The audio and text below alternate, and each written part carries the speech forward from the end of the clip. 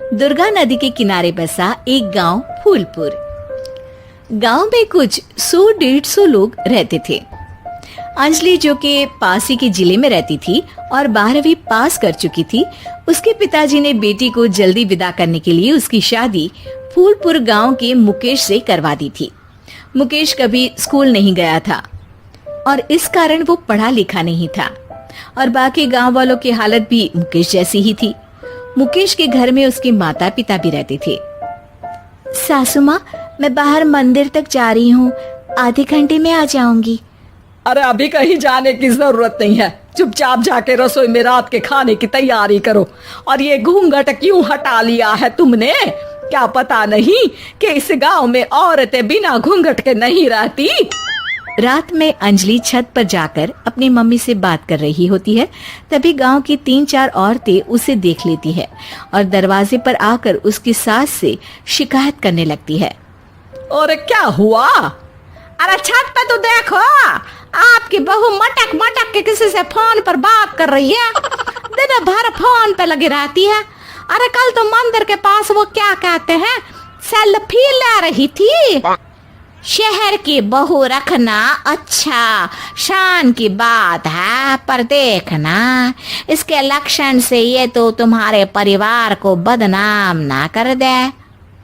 ये पहली बार नहीं था जब सास से गांव के लोगों ने अंजलि की बुराई या शिकायत नहीं की हो। अब तो ये रोज की बात थी। अंजलि ये सब सुन लेती है। जब वो नीचे जाती है तो मुकेश भी वहां आ जाता है। सास कहती है, बेटा, लोग घर आकर शिकायत करने लगे हैं बहू के कामों की, देख लो। पति हो, संयम से रखो इसे। माँ जी, मैं तो अपनी माँ से बात कर रही थी क्योंकि यहाँ कोई बात करने लायक ही नहीं है और अब मैं माँ के पास ही रहूंगी। वहाँ क्या रहना, वहाँ बाहर के लोग तो ठीक है पर घर के लोग भी इज्जत ना दे सके। अरे नहीं नहीं अंजलि, ऐसा नहीं है, धीरे धीरे सब ठीक हो जाएगा, तुम फिक्र ना करो।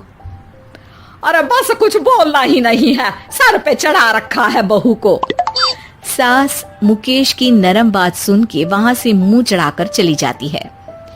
मैं तो कहती हूँ हम दोनों शहर चले जाते हैं। मैं पढ़ी लिखी हूँ, मुझे वहाँ नौकरी भी मिल जाएगी और थोड़े दिनों में आप भी वहाँ कुछ काम ढूंढ लेना।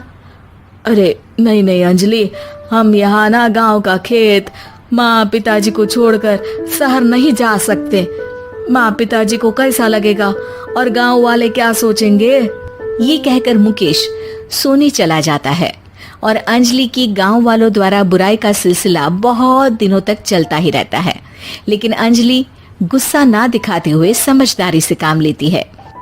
बारिश का मौसम चालू हो जाता है। जोरदार बारिश से पूरे गांव में हाहाकार मच जाता है। दुर्गा नदी में बाढ़ आ जाती है और बाढ़ का पानी पूरे गांव की फसल तबाह कर देता है। फसल की ये हालत देखकर गांव वाले निराश हो जाते हैं और बात तो यहाँ तक पहुँच जाती है कि कुछ लोग तो अंजलि को इस सब का दोषी ठहरा देते हैं। अरे पूरी फसल तबाह हो गई, पता नहीं किसकी नजर लग गई है। अरे जब से चौधरी परिवार में ये शहर की बहू आई है ना, तब से ही गांव की शांति चली गई है। इसके कर्म कांड से माँ दुर्गा नदी भी खुश नहीं है। ये सब सुनकर बेचारी अंजलि रोते हुए अपने घर चली जाती है। कुछ दिन बाद सभी गांव वाले अपनी फसल का मुआवजा लेकर अपने अपने घर आते हैं। मुकेश भी 1500 लेकर आता है। अंजलि को जब पासबुक दिखाता है तो अंजलि हैरान हो जाती है। अरे, ये पासबुक में तो उन्होंने 4000 की एंट्री करी है और आपको सिर्फ 1500 दिए। सच में? अरे वो सरकारी अफसर आपको बेवकूफ बना रहे हैं। सरकार की तरफ से हमें 4000 मिले हैं लेकिन बाकी का सारा पैसा खुद ही खा रहे हैं। आप लोग के अनपढ़ होने का फायदा उठा रहे हैं। ये सब सुनकर मुकेश परेशान हो जाता है लेकिन अंजलि उसे हिम्मत से काम लेने को कहती है और सुबह होते ही मुकेश को पंचायत कार्यालय ले जाती है और साथ में गांव के और लोगों को भी। आप सरकारी बाबू क्या गांव के लोगों को बेवकूफ समझते हैं? आपको क्या लगता है ये पढ़े लिखे नहीं है तो आप कुछ भी मनमानी करेंगे? ये बेचारे दिन रात इतनी मेहनत करते हैं, ये हमारे अन्नदाता हैं और आप इनके साथ ऐसा धोखा करते हैं। अरे क्या बके जा रही है ये लड़की, किस धोखे की बात कर रही है? अपने कांड करके नदी माँ को नाराज करके हमारा नुकसान करके इसे चैन नहीं मिला क्या? सरपंच जी, इन सरकारी बाबू ने मुझे बेवकूफ बनाया है और मेरे हिस्से के पैसे खुद चट कर गए। बस ये सुनते ही सरपंच वहां से दुम दबाकर भाग जाता है।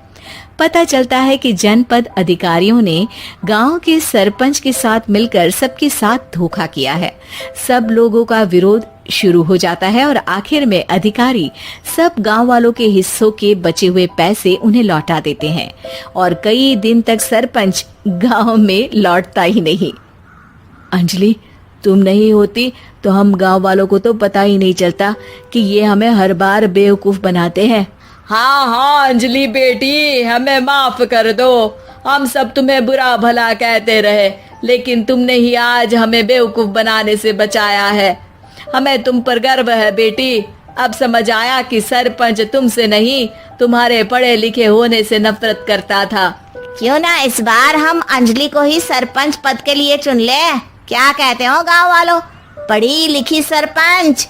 बस पूरा गांव अंजलि के लिए ताली बजाता है और अंजलि की सास उसे खुशी से गले लगा लेती है।